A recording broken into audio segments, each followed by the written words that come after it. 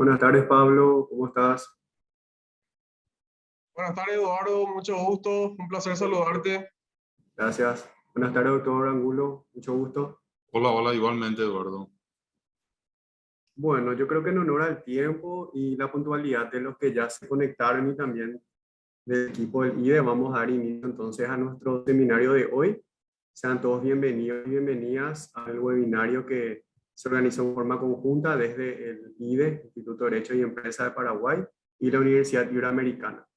Hoy nos convoca nuevamente un encuentro académico, pero con un tinte bastante práctico de un tema muy actual que vamos a estar abordando y que va a tener por disertante al doctor Jorge Angulo, y también va a estar como moderador el colega Pablo Velázquez del IDE. Por parte de la Universidad Iberoamericana, yo soy Eduardo Velázquez, les hago llegar un saludo desde la institución. Esperamos que el encuentro sea al agrado de todos y aprovechen al máximo el seminario que hoy estamos ofreciendo. Muchas gracias. Bueno, muy buenas tardes a todos. Mi nombre es Pablo Velázquez. Soy abogado especialista en el derecho de las empresas y los negocios. Actualmente estoy ejerciendo la dirección del Instituto de Derecho y Empresa, un instituto que nació con el objetivo, como ya lo mencionó Eduardo, de ofrecer el desarrollo de temas modernos, actuales, relevantes, del ámbito económico, financiero y empresarial. Y por suerte, en conjunto con la UNIE, acordamos trabajar juntos para este fin, de manera a ofrecer a todo el estudiantado cursos, programas, capacitaciones sobre temas que estén a la vanguardia de todo el mundo, ¿no? Que estén en boca de la gente, que sean relevantes, que sean necesarios para el quehacer diario. Y es así que hoy decidimos tratar este tema que es el tema del Bitcoin. Es un tema sumamente actual, sumamente innovador, es nuevo. Hay mucha gente que actualmente conversa informalmente en sus grupos sociales. En algunos países, inclusive ya en los parlamentos, se está tratando este tema. Entonces decidimos abarcar este asunto porque, en mi opinión, en las distintas reuniones, conversaciones en las cuales yo ya he participado de algunas, realmente la información no es clara, hay mucha confusión sobre el tema. Entonces, ¿quién mejor que Jorge, a quien le voy a presentar enseguida, que nos ilumine, que nos clarifique, que nos explique los distintos puntos, los distintos términos, los distintos conceptos, las diferencias, etcétera, sobre el Bitcoin y sobre su situación legal en el Paraguay? Antes, si retrocedemos muchos años atrás, estaba el trueque como la moneda, como la única forma de hacer comercio en el mundo. Estamos hablando miles de años atrás, inclusive antes de Cristo. Luego, por la evolución normal de las cosas, apareció ya la moneda, a lo que sí ya conocemos. Se le dio un valor a la moneda, y con ese instrumento la gente podía realizar el comercio. Y luego aparecieron ya las formas con las que hoy contamos, aparte de la moneda.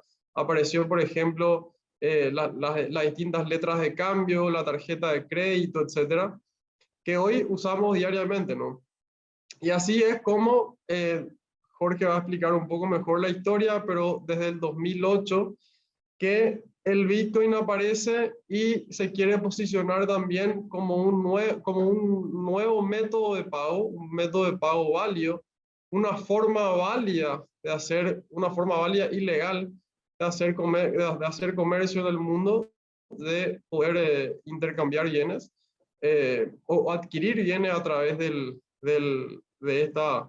esta nueva moneda, por así llamarle, eh, que obviamente va a significar una gran revolución en el mundo económico, y que en algunos países, porque eh, eh, tuve la oportunidad de ver una especie de cajero automático, ¿no?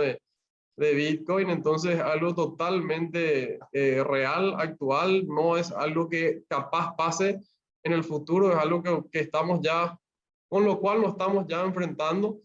Así que en mi opinión particular, esta charla es muy, muy, muy interesante para todos y como le decía Jorge, yo mismo voy a aprender muchísimo de estos 50, 55, una hora de tiempo que vamos a desarrollar, porque me confieso que no soy un entendido del tema y me encantaría poder escucharle y al final hacerle las consultas que todos tengamos, ¿no? Le presento entonces al estimado colega Jorge Angulo.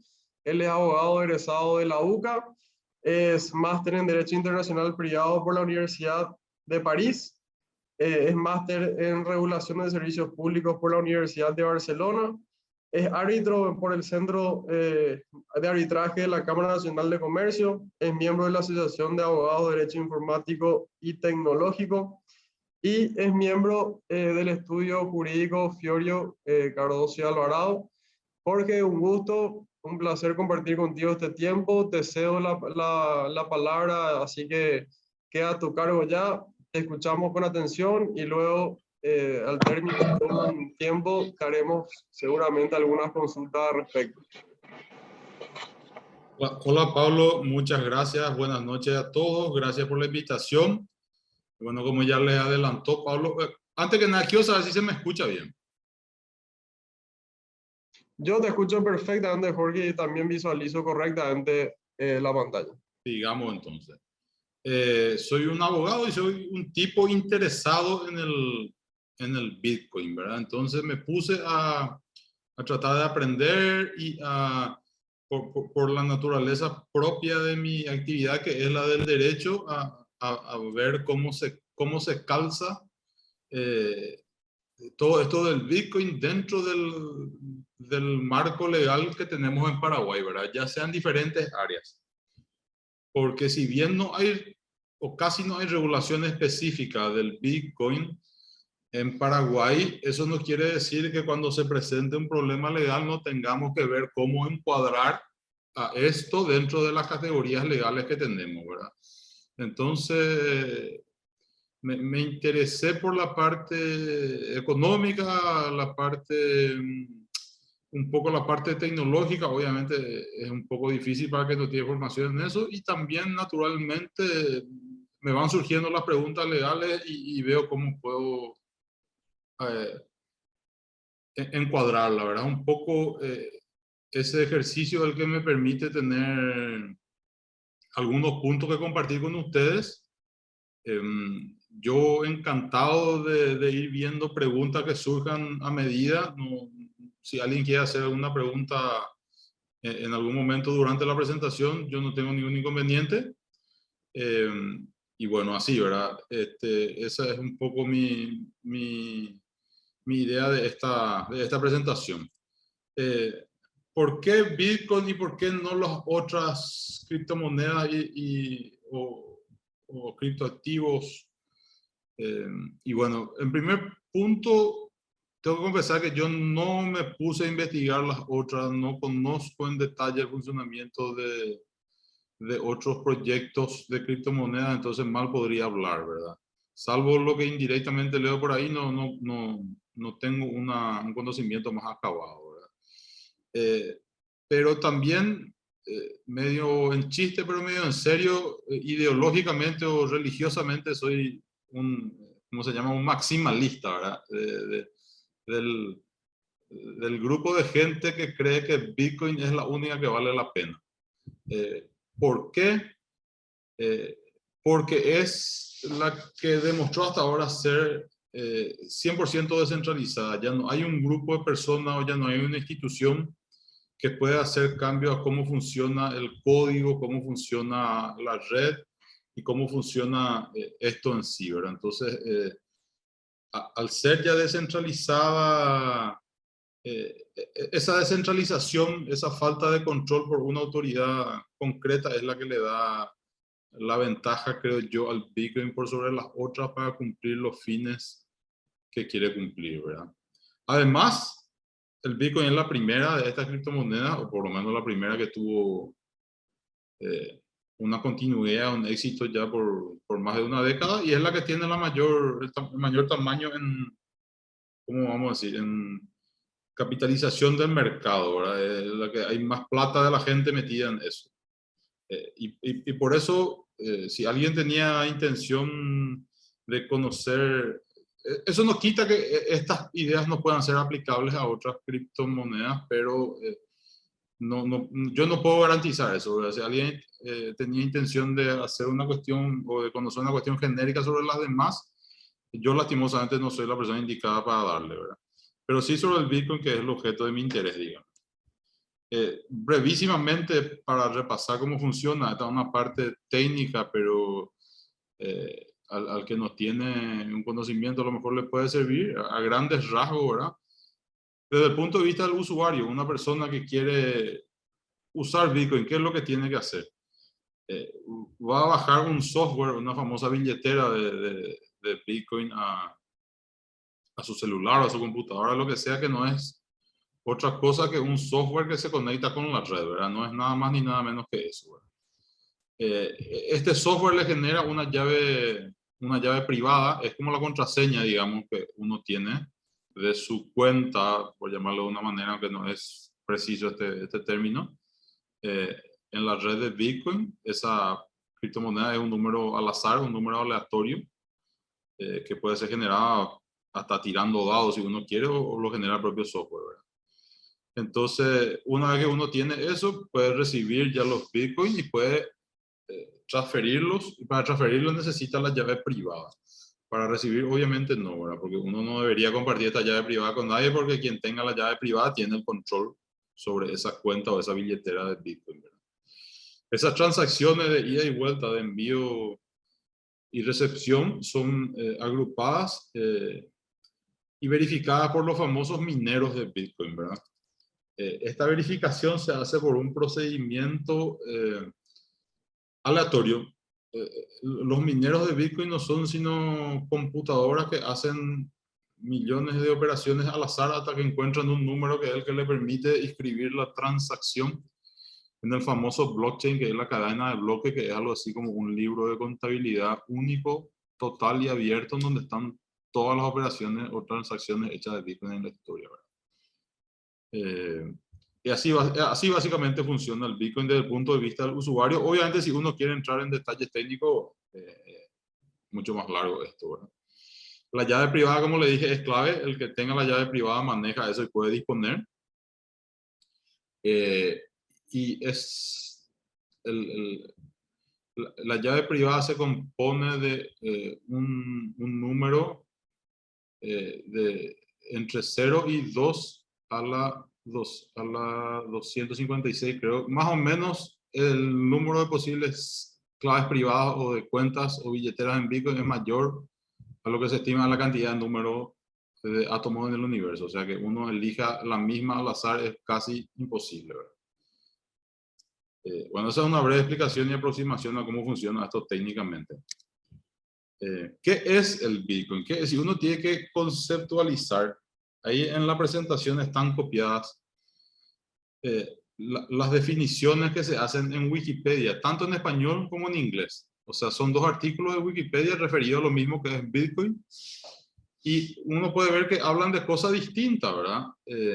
Para el artículo de Wikipedia en español, Bitcoin es un protocolo. Es un protocolo. El artículo en inglés habla de que Bitcoin es una moneda digital y también es la red en la que funciona esa moneda, ¿verdad? Entonces, ni siquiera a nivel de Wikipedia podemos estar 100% de acuerdo en cómo catalogar esto, ¿verdad? Y a partir de esto vamos a entrar un poco más en detalle a ver cómo podemos ir categorizando el Bitcoin y que nos va a permitir anclarlo en una u otra categoría legal para nuestra ley, acá en Paraguay, digamos. Generalmente los términos que se usan cuando nos referimos en general al Bitcoin o a las otras criptomonedas, ya sea decimos que son criptomonedas o decimos que son criptoactivos. Y esto, a partir de esta diferenciación o de este ejercicio, quiero ir tratando de extraer algunas conclusiones de cómo se comportaría el derecho con respecto al Bitcoin según creamos que es una moneda o un activo. Básicamente, activo es cualquier bien que uno tiene en su patrimonio y moneda es algo que usamos, es decir, la definición más sencilla es lo que no usamos ni para producir otras cosas ni para consumir. Es lo que usamos para cambiarlo alguna vez en el futuro por otras cosas, ¿verdad? Toda moneda es un activo, lo contrario no es cierto. Un activo puede no ser moneda, pues yo puedo tener un auto, una casa, una fábrica, etcétera, etcétera. Y según cómo encuadremos el Bitcoin va a tener relevancia para a ver qué implicancia legal tiene en Paraguay, ¿verdad? El Banco Central de Paraguay hizo, yo creo que 3 comunicados ya sobre la cuestión. Son comunicados a nivel así de información pública, hasta preventivo diría yo, pero son las únicas posiciones oficiales que tenemos del Banco Central sobre la cuestión, ¿verdad? Ellos dicen que las criptomonedas no tienen curso legal ni fuerza cancelatoria. Eso es natural, ¿verdad? En Paraguay la única moneda de curso legal es el guaraní. No tiene garantía del Estado, también sabemos eso. Y agregan que el valor está basado en la confianza y que no está regulado. Ahora, eso es lo que dice el Banco Central sobre las criptomonedas. En algunas cuestiones está claro lo que dice el Banco Central, en otras me parece que no tanto y vamos a entrar en eso en más detalle, ¿verdad? El hecho de decir que las criptomonedas están basadas en la confianza, en realidad ellos omiten la otra parte de la película, que es decir que el guaraní también está basado en la confianza, ¿verdad? Porque uno usa finalmente el guaraní en su uso cotidiano y el respaldo del guaraní es la reserva del Banco Central, que está compuesta de dólares principalmente, un poco de oro, pero dólares y alguna otra moneda que a su vez tampoco están basadas en oro, ¿verdad? O sea, el, el, el elemento final de todas las monedas hoy en el mundo, al haber abandonado el patrón oro, es la confianza, ¿verdad? Las monedas fiat, como se les llama. Pero me permito disentir quizá de lo que haya dicho el Banco Central por lo siguiente, porque al momento de haber hecho este comunicado, el Banco Central obvió una cuestión que puede ser fundamental para ver cómo categorizamos al Bitcoin. Habrán sabido por la noticia en la prensa que en julio, creo del año pasado, El Salvador, el país de El Salvador, sancionó una ley en donde declaraba que el Bitcoin, entre otras cosas, tiene curso legal en El Salvador. ¿Qué quiere decir que tiene curso legal? Y que básicamente que uno puede ya pagar sus impuestos con el Bitcoin, ¿verdad? Entonces, ¿qué relevancia tiene esto para Paraguay? Y tiene relevancia desde el momento en cómo se definen qué son las monedas de curso legal y qué son las monedas extranjeras en la ley del Banco Central. La ley orgánica del Banco Central habla de que la moneda nacional es el guaraní. Esto es así de hace 80 o 70 años, ya tiene una moneda de larga data. Y también la ley orgánica del Banco Central define lo que es una moneda extranjera y define en términos bastante generales diciendo que es billete o monedas de países extranjeros, cualquiera sea su denominación o característica. Este es el artículo 48 de la ley del Banco Central. A su vez, esta definición de moneda extranjera está también recogida en la ley de casa de cambio. Las casas de cambio están reguladas por el Banco Central, tienen que inscribirse, están sujetas a una serie de requerimientos y ahí también hay una definición casi idéntica a lo que es una moneda extranjera, en donde se agrega que estos billetes o monedas, cualquiera sea su denominación, sean de curso legal en países extranjeros. ¿Verdad? Entonces, no importa que el Bitcoin no sea emitido o no haya sido emitido por el Banco Central de El Salvador. De hecho, El Salvador tiene una economía que tampoco tiene su moneda propia porque están dolarizados ellos, digamos. El Bitcoin, al haber sido declarado como moneda de curso legal en El Salvador, puede caer en esta categoría de moneda extranjera en el Paraguay.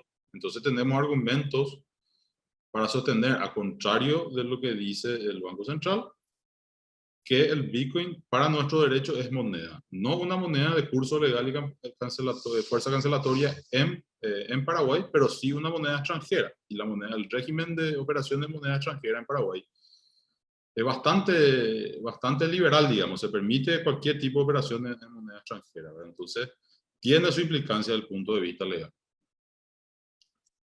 A ver, la CEPRELAT, por su parte, tiene un reglamento. La modificación de la ley orgánica o la ley del lavado de dinero, la primera ley de CEPRELAT, ya describe como sujeto obligado a las personas que operen con o que hagan transacciones con activos virtuales. Y a partir de eso se adoptó un reglamento de la CEPRELAT, que es un activo, como dije, el nombre que usan es el de activo virtual, y los que están obligados a inscribirse y que tienen las obligaciones establecidas en ese reglamento son las personas que hagan minería, básicamente las personas que hagan minería o las personas que hagan cambio de moneda, ¿verdad? Serían como los exchanges, qué sé yo, locales. Ahí existe Cripex, está Satoshi, otro exchange, y internacionales, Coinbase, Binance, muchos de esos ya operan en Paraguay, ¿verdad? Entonces, esas empresas que presten ese tipo de servicios, las que hagan minería, son las que están sujetas a este régimen de la CEPRELAT, tienen que tener tienen que estar registradas en la CEPRELAT y están sujetas a las obligaciones típicas de prevención del lavado de dinero, de identificación del cliente, de registro del cliente y reporte de operaciones sospechosas, ¿verdad? Ese es el único reglamento específico que tenemos para criptomonedas o para activos virtuales en la terminología de la CEPRELAT en Paraguay, el reglamento de la CEPRELAT. ¿Cómo se define qué es? Y bueno, podemos leer esta definición que está en la guía sancionada por la CEPRELAT, de que es un activo virtual, pero no creo que lleguemos a ningún lado, y esto el día que se tenga que evaluar judicialmente por un juez, me parece que va a causar más problemas que otras cosas, ¿verdad? Porque estas definiciones son difíciles de entender y difíciles de aplicar, ¿verdad? Más allá de eso, podemos decir que se sabe cuáles son activos virtuales o no, ¿verdad? Entrará la duda el día de mañana. Pero bueno, eso es lo que tenemos del lado normativo en Paraguay, el BCP y la CEPRELAT, las únicas instituciones que se pronunciaron hasta el momento sobre la cuestión, ¿verdad? Pero eso no quiere decir que no tengamos que ver en nuestro derecho civil qué implicancias tiene la criptomoneda y el hecho de que sean o no moneda o activo, ¿verdad? Por un lado,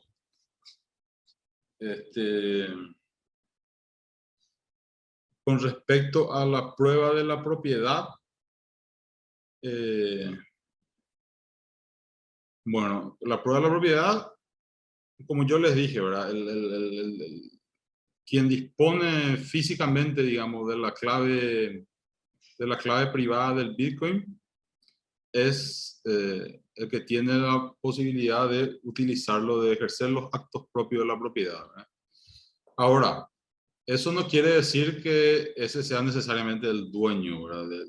Que tenga el derecho de propiedad último, ¿verdad? Porque el banco tiene mi plata, o la plata que yo pueda tener, pero no quiere decir que el banco sea el dueño, ¿verdad? Entonces, ¿cómo sabemos, a pesar de ese ejercicio material de disposición sobre la clave privada, quién es el dueño?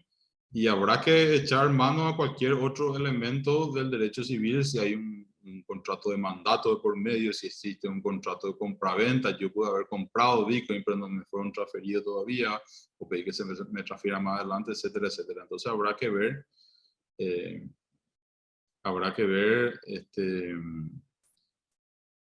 habrá que echar mano a esas figuras para conocer cómo es la propiedad del Bitcoin, ¿verdad? ¿Qué va a pasar si no existe un documento, un contrato, un email que nos ayude a probar eso? Y acá ya voy a hacer una especulación, pero para el que quiera buscar un tema de tesis me parece que es muy interesante.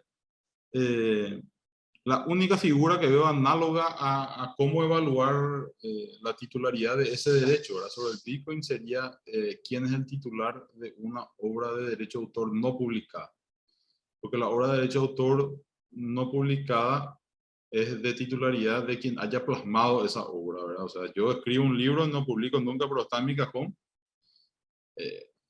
Y bueno, yo soy el dueño de esa obra, ¿verdad? Cuando se publica se presume ya de que el autor que figura en la obra es el titular, ¿verdad? Pero mientras no haya publicación, nos encontramos en un espacio, digamos, más o menos aproximado a lo que sería determinar esta prueba de propiedad en el Bitcoin, ¿verdad? Es un tema, no creo que haya ningún precedente en Paraguay y me costó mucho encontrar precedentes en otras partes. Todavía falta profundizar eso, pero sería un lindo tema de tesis, ¿verdad? A ver, voy a volver acá porque acá quería decir algo también, ¿verdad? Perdón. Me pido disculpas porque... Bueno, para el punto de vista del derecho civil, ¿verdad? ¿Qué implicancia tiene que el Bitcoin sea o no sea moneda? Para el derecho civil, bueno, tiene un régimen distinto según sea o no sea moneda. ¿Qué quiere decir esto, verdad? En Paraguay el Bitcoin claramente no tiene curso legal, o sea, nadie me puede obligar a aceptar Bitcoin, pero así también nadie me puede obligar a aceptar guaraníes, porque yo puedo decidir vender mi casa y que en vez de que me paguen con dinero en guaraníes, quiero que me paguen dólares, o quiero que me cambien por un auto, ¿verdad? O sea, finalmente el curso legal es una cuestión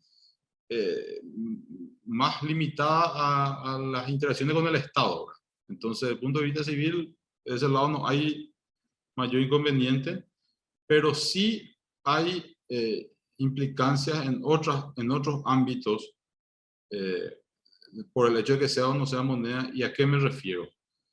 Por ejemplo, el tema de que si una obligación es monetaria, el régimen de indemnización es distinto, ¿verdad? Si a mí me deben plata y no cumplen con el contrato, yo solamente puedo requerir el pago del dinero y un interés. No puedo requerir una indemnización que yo se me ocurra probar de daño, ¿verdad? La indemnización de daños en la obligación de dar suma de dinero está limitada al pago del interés. Ese interés sabemos que no puede ser más allá del límite usurario, ¿verdad? Porque uno se pone a sanciones penales, ¿verdad? Entonces, que sea un activo o no, o sea una moneda o no, tiene esas implicancias para el Bitcoin desde el punto del derecho civil. La prueba de propiedad vimos, uso como garantía.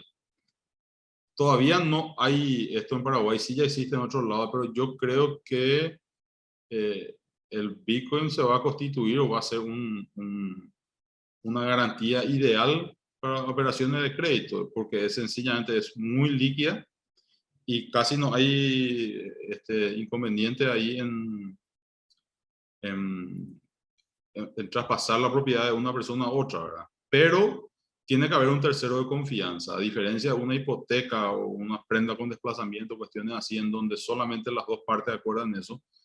Cuando se usa el Bitcoin como garantía, necesariamente tiene que haber un tercero, ya sea un escribano, un abogado, alguien así, o alguna casa especializada que se constituya en el futuro, que sea el que sirva, el que digamos sea la tercera pata de esta garantía y que en el evento de no pago va a ser el que va a dar la orden finalmente de transferencia al acreedor. Es un contrato que habrá que armar con cierta complejidad el día de mañana, pero es algo que yo creo que se va a venir más temprano que tarde, ¿verdad? Bueno, y acá es donde hay mucha más relevancia en cómo categoricemos al Bitcoin, ya sea activo o moneda, en el tema de los impuestos. ¿Por qué? Porque hay un régimen distinto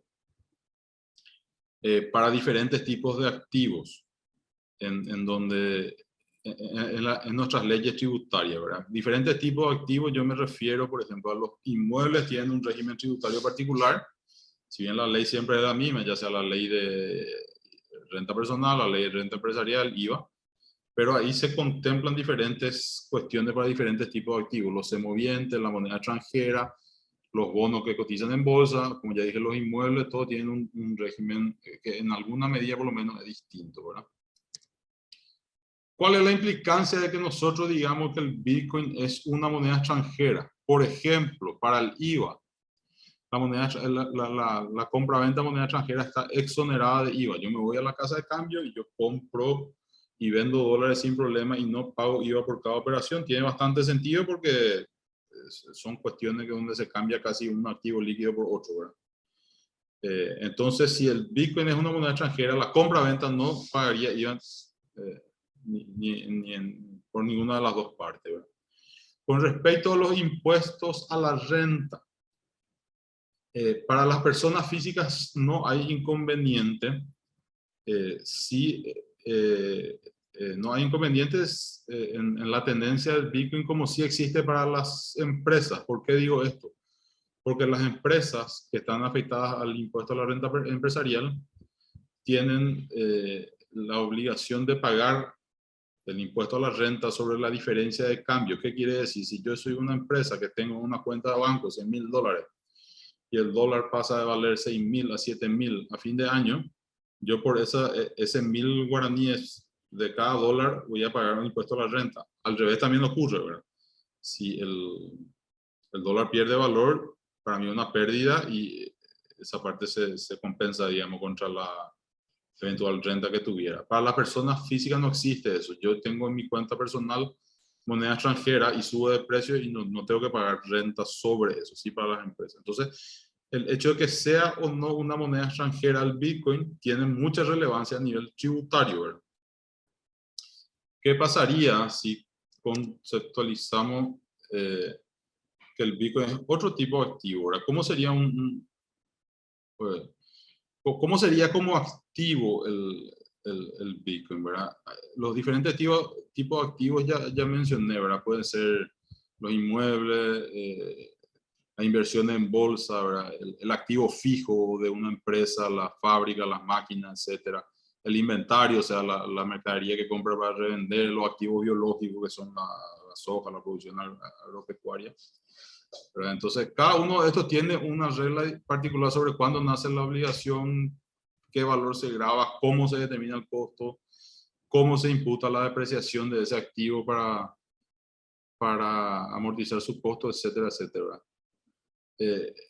El Bitcoin, por ejemplo, podría ser categorizado como un activo intangible, ¿verdad? Porque no hay una corporeidad de eso. Pero los activos intangibles en Paraguay, las marcas, las patentes, tienen un periodo de depreciación de 5 años, donde se estipula que va perdiendo su valor, ¿verdad? Eso se computa como un gasto. Y eso no ocurre con el Bitcoin. El Bitcoin no se deprecia como un inmueble, digamos, no pierde valor, no debería depreciar, ¿verdad?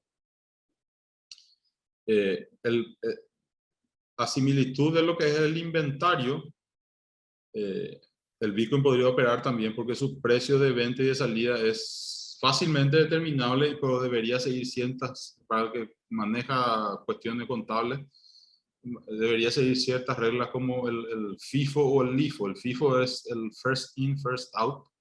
Entonces, debería considerarse, por ejemplo, que el Bitcoin que yo vendo hoy, su precio de compra fue el del primero que yo compré, ¿verdad? Ese quiere decir la primera entrada a la primera salida, es el FIFO, ¿verdad? Y el LIFO sería la última compra contra la primera salida.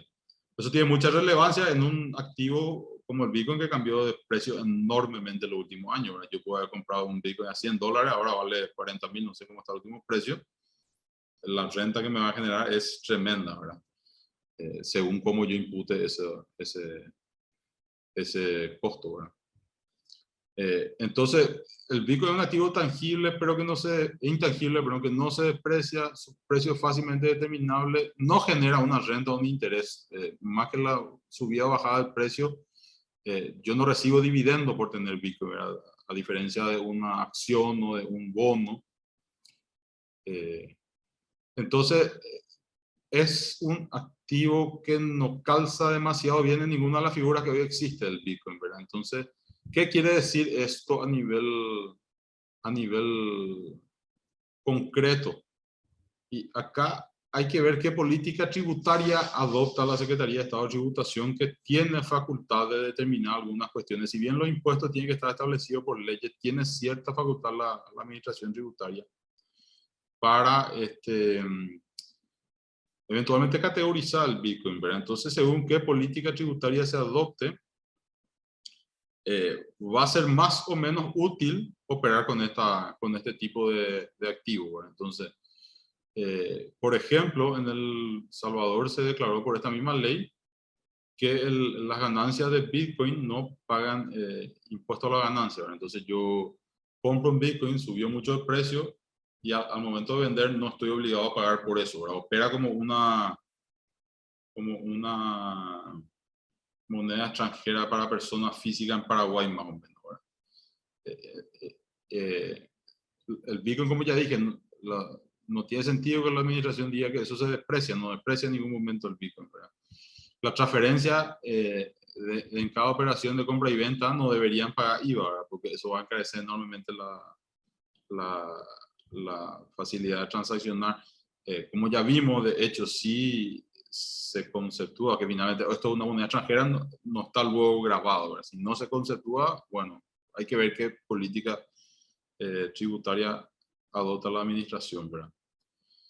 Esto es un poco lo que tenemos hoy en el sentido de cómo encuadrar el Bitcoin dentro de la normativa que, si bien no está referida a esa moneda o a la criptomoneda en general, es la que existe en Paraguay a nivel de derecho civil, derecho privado y derecho tributario, ¿verdad? Hay un proyecto de ley, brevemente, se presentó el año pasado, con mucha algarabía, pero la verdad que yo no veo que sea tan imprescindible su sanción. Más o menos recoge las mismas normativas de la CEPRELAD, o sea, obliga a tener una licencia a la empresa que haga minería, a la empresa que haga exchange, le da potestad a la Comisión Nacional de Valores, al Ministerio de Industria y Comercio, a la ANDE también en la definición de la política. Eso sí va a ser una cuestión importante porque el consumo de la minería por lo menos es alto. Si bien en Paraguay hoy no sobra electricidad, hacer otra represa es muy cara, entonces no sé si va a llegar el día en que no nos va a sobrar tanta la electricidad, y la ANDE debería tener una política tributaria de decir estos usos queremos incentivar y estos no. Una política no tributaria, pero una política regulatoria, es decir, estos usos queremos incentivar, estos usos no.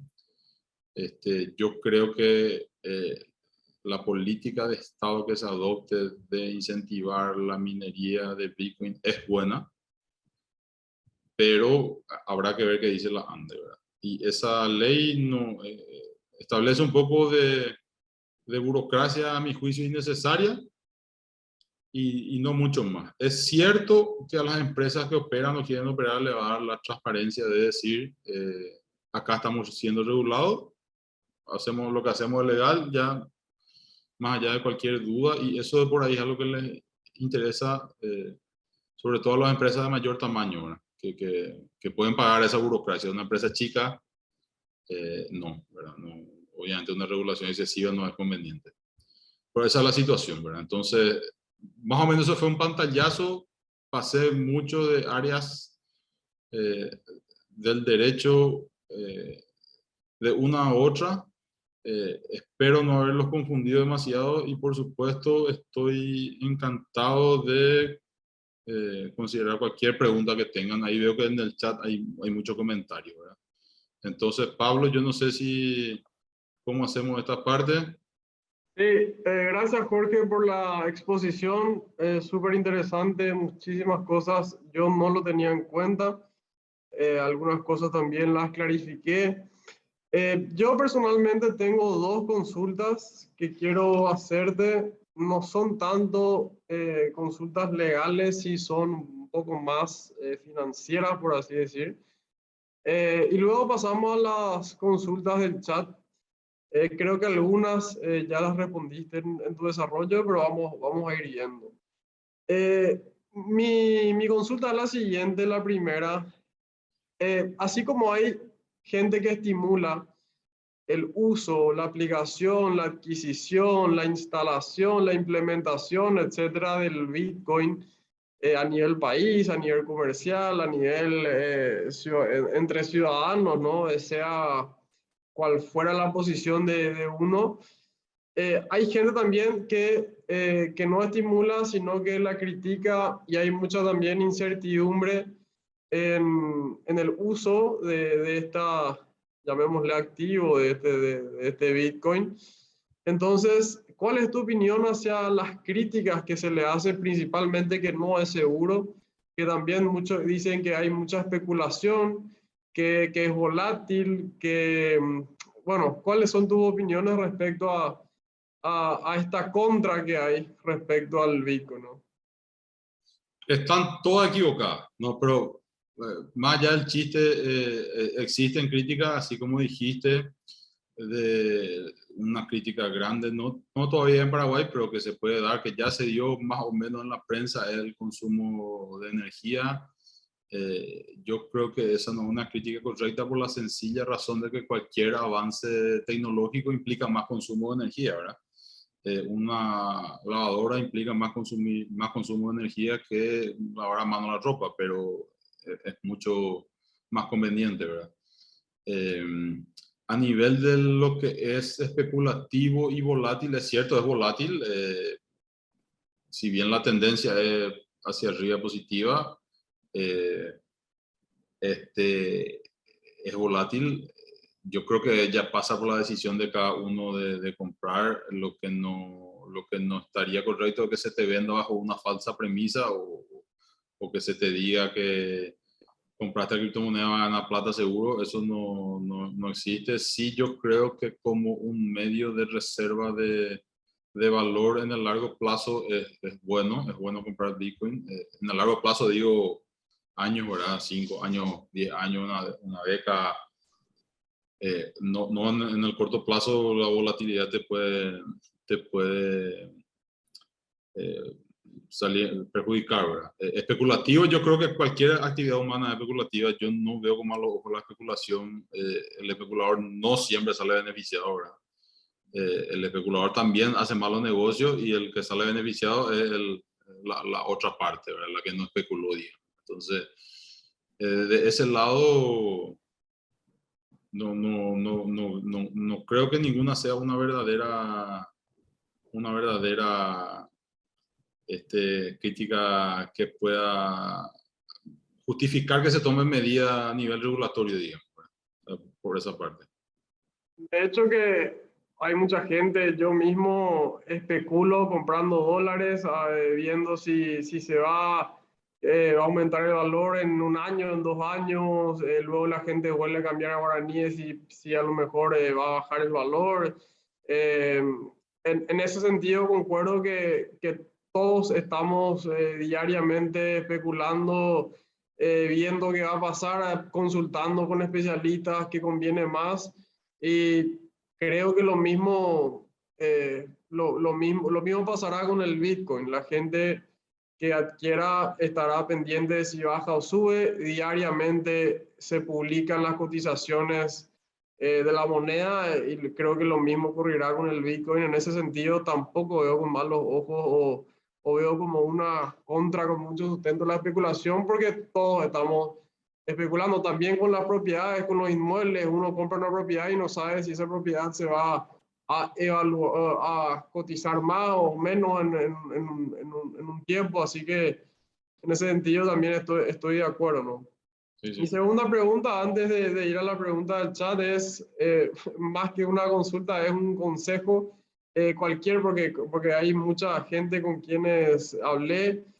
Cualquier persona que quiera entrar en este mundo, que disponga de un monto, que no sepa qué hacer, que quiera especular, por así decir, vale la redundancia, en este asunto con el Bitcoin, ¿cuáles son tus consejos para darle a estas personas?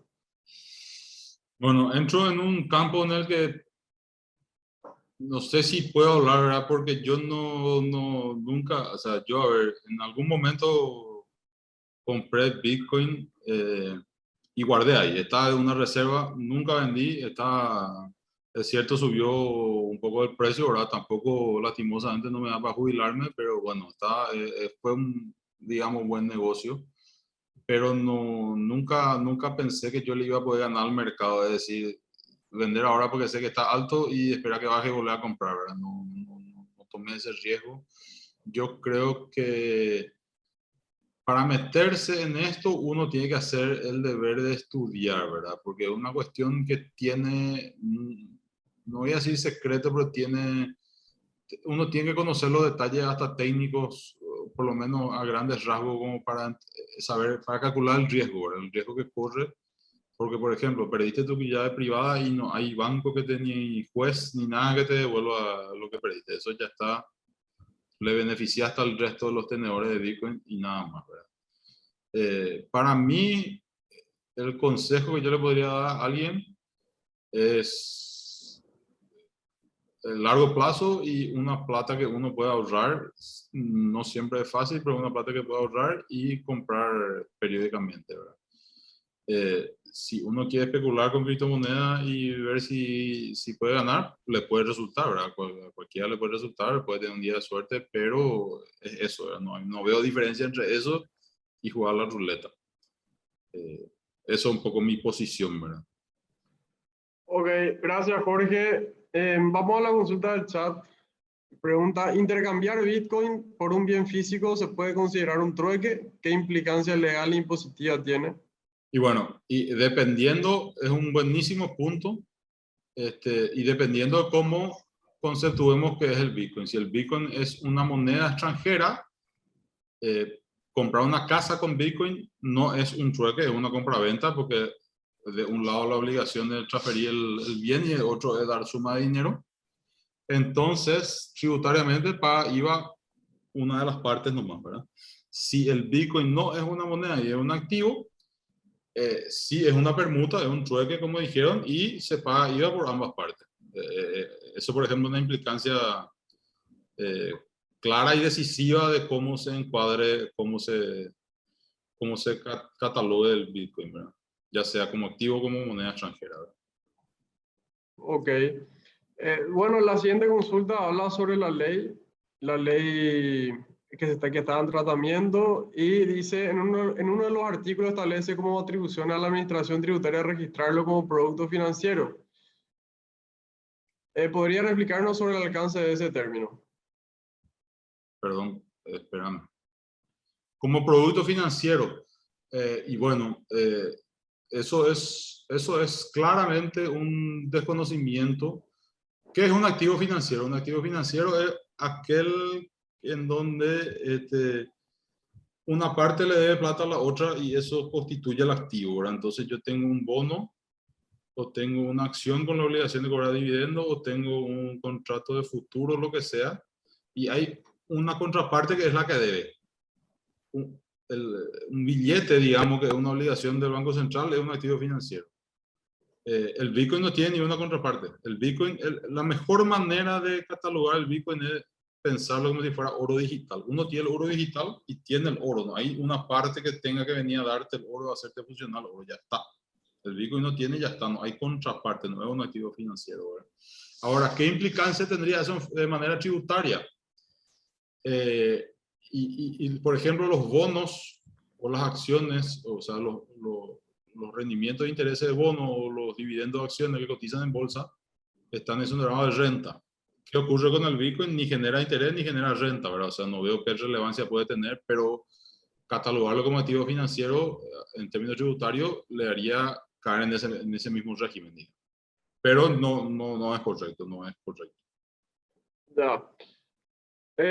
La siguiente consulta también, yo me siento identificado porque tampoco comprendo bien. Dice, ¿cómo funcionan las minerías? ¿Por qué se habla de consumo de energía eléctrica? Sí, la minería tiene un consumo elevado. ¿Por qué, verdad? Porque como dije, la minería lo que hace es hacer funcionar computadores que están haciendo cálculos todo el momento hasta que uno de esos cálculos le da. Es como hacer no sé, multiplicaciones al azar. Y en una de esas multiplicaciones te da el resultado que vos estás buscando. Con ese resultado, vos tenés el derecho, digamos, el derecho es, o sea, el software funciona así, te da el derecho de que vos encontraste ese resultado, inscribas al siguiente bloque en la cadena de bloques, en el blockchain, y eso te permite a vos, ese hecho de escribir el bloque, te permite a vos recibir un beneficio en Bitcoin, ¿verdad? O sea, cuando vos inscribís ese bloque, vos decís, y a mí, estas son las transacciones que se hicieron, fulano para fulano, mengano para sutano, y a mí, que soy el minero que descubrió este número mágico que estamos buscando, me corresponden X cantidad de Bitcoin. 6.25 hoy el beneficio que recibe el minero, ¿verdad? Entonces, eso es la minería. Ahora, como el Bitcoin subió tanto de precio, hay un componente que es importante, es técnico, importante de entender. La dificultad de ese cálculo que hacen las computadoras, que hacen la minería, se ajusta cada 15 días más o menos, ¿verdad? Entonces, a mayor cantidad de computadoras que hacen ese cálculo es más difícil. Y a menor cantidad es menos difícil, es más fácil. Y a medida que es más difícil, consumen más directamente, las computadoras consumen más o necesitan más computadoras para poder hacer ese cálculo, ¿verdad? De hecho, vos podés instalarte un software de minería en el celular y si justo la pegás en millones de operaciones y va a tener ese beneficio vos, pero estadísticamente es muy, muy improbable, ¿verdad? Entonces, como el Bitcoin subió tanto de precio, hay cada vez más incentivo para que gente invierta en computadora en hacer la minería. Eso quiere decir que es cada vez más difícil ese cálculo y eso quiere decir que se consume cada vez más energía eléctrica, ¿verdad? Pero como ya dije, ¿verdad? Cada avance tecnológico de la humanidad implica que consumimos más energía. Yo siempre quiero traer de ejemplo Noruega como país, ¿verdad? Noruega que prohíbe la importación de vehículos que funcionen a combustible fósil por cuidar al ambiente, pero ellos hacen su plata vendiendo petróleo que tienen en su costa, ¿verdad? Entonces son uno de los países más ricos del mundo. Ellos en teoría no usan petróleo, pero le sujetan al petróleo al rollo, ¿verdad? Me parece una gran, ¿cómo voy a decir? El término en inglés es el virtue signal. O sea, vos querés mostrar que sos bueno, pero en realidad te contradecís. Pero sí consume electricidad. Buenísimo. Acá alguien habla sobre el interés que genera el Bitcoin. Dice que es mayor que en cualquier que en el sistema financiero, ¿no? Pero también consulta sobre los riesgos. Y antes de que vos le respondas, Jorge, mi opinión es la siguiente sobre esta consulta. Mayor riesgo, obviamente mayor ganancia. Si hay una ganancia mayor en comparación a otras opciones, seguramente habrá también, por supuesto, más riesgos. Ahora bien, siempre uno se maneja en base a probabilidades, ¿no? De acuerdo a tu opinión, el riesgo del Bitcoin ¿compensa la ganancia o es mejor tirarnos a lo seguro y entrar en el sistema financiero o comprar algún lote o lo que fuere? Hablando de posibilidades, ¿no? Cada uno tiene su curva de indiferencia en términos económicos, pero yo creo que para el largo plazo, comprar una parte en Bitcoin, no de otras criptomonedas, para tener ahí como reserva a futuro, va a ser positivo, ¿verdad? A largo plazo, que nadie esté pensando que en un mes te puede tocar justo una subida del mercado y entrar y salir del mercado y sacar un rédito, ¿verdad? Pero no sé cómo le ganarías al mercado así, ¿verdad? O sea, tenés que tener suerte. Pero en el largo plazo, yo creo que sí estoy hablando del Bitcoin, no de las otras criptomonedas. En el largo plazo sí es negocio, por decirlo así, pero como un ahorro a largo plazo. Y una suma que uno no necesite o pueda no disponer, digamos, como un ahorro. Perfecto. La siguiente consulta a mí me resulta bastante interesante. Dice, ¿quiénes manejan el Bitcoin? ¿Quiénes manejan las políticas, los procedimientos quiénes son los propietarios, a quién nosotros vamos a poder reclamarle si algo sale mal, o estamos comprando algo que después, como te dicen, anda a reclamarle a Dios o a quien sea.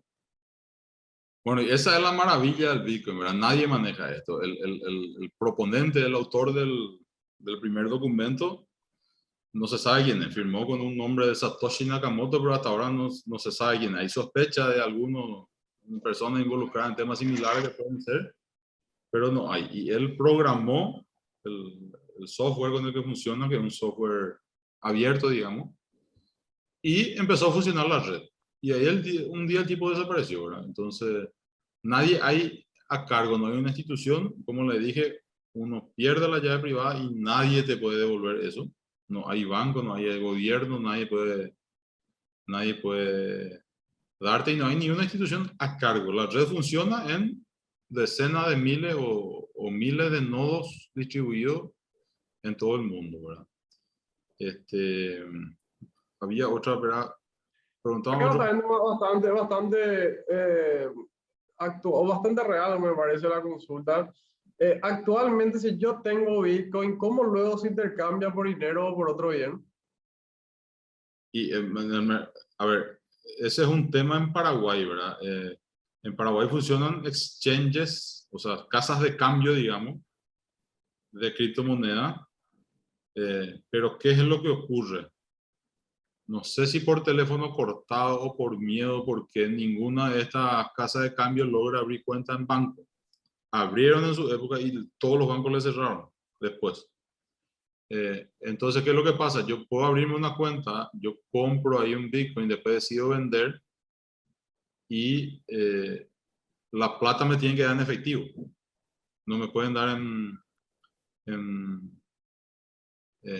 a través de una cuenta bancaria, no en blanco. Ahora, si yo, por ejemplo, te compro a vos, Pablo, y vos querés cobrar tu plata, yo te puedo transferir a tu cuenta en banco, ¿verdad? Si el banco no te hace problema, está. Pero si el banco sabe que eso viene de una transacción de criptomoneda, es muy probable que te da problemas.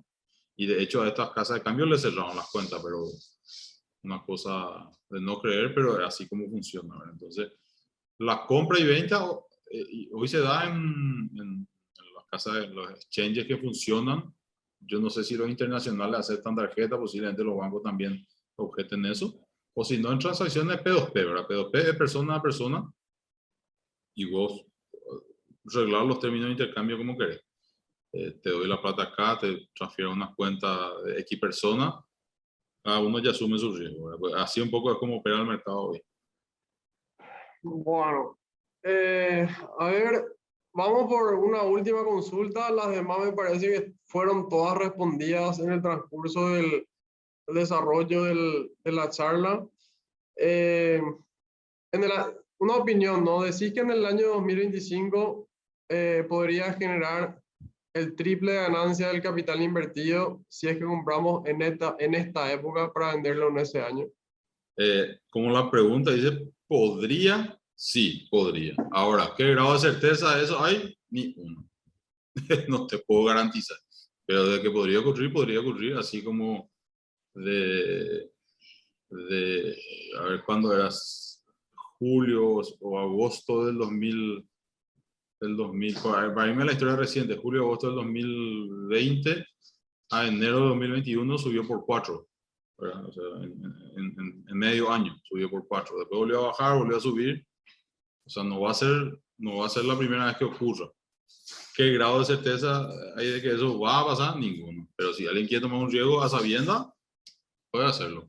O sea, del 2020 a ahora se cuadruplicó. No, en un lapso de 4 o 6 meses se cuadruplicó. Ah, en 6 meses se cuadruplicó, Pasó de por valer lo 10 que mil.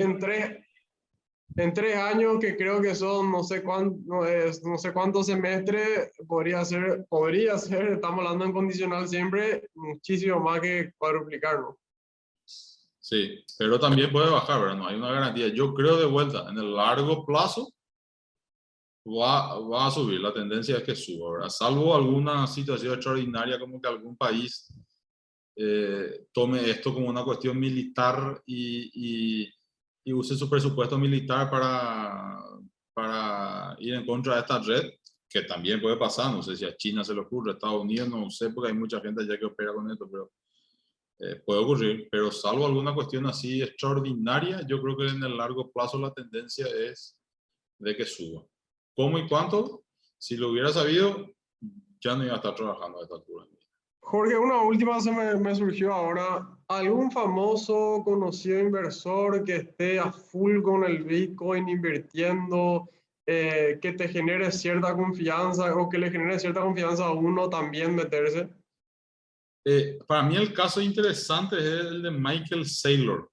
Michael Saylor era, a ver un poco su historia, él es ingeniero aeronáutico del MIT, pero fundó una empresa de software ya en los 90 y es el único CEO, o sea, el único gerente general de empresa que cotiza en bolsa en los Estados Unidos que sigue en el puesto desde hace más de 20 años, ¿verdad? Y su empresa es de software, como ya dije, más o menos factura $500 millones por año, de los cuales 100 son ganancias, sí, creo que es la cifra. Y el tipo se dio cuenta de que la inflación, o sea, tenía $500 millones en caja la empresa de ganancias. Y la inflación le iba a terminar erosionando todo ese monto, ¿verdad? Y se puso a estudiar el tema del Bitcoin. ¿Y qué es lo que hizo? Decidió él como gerente que iba a convertir toda su plata de la empresa y suya personal a Bitcoin.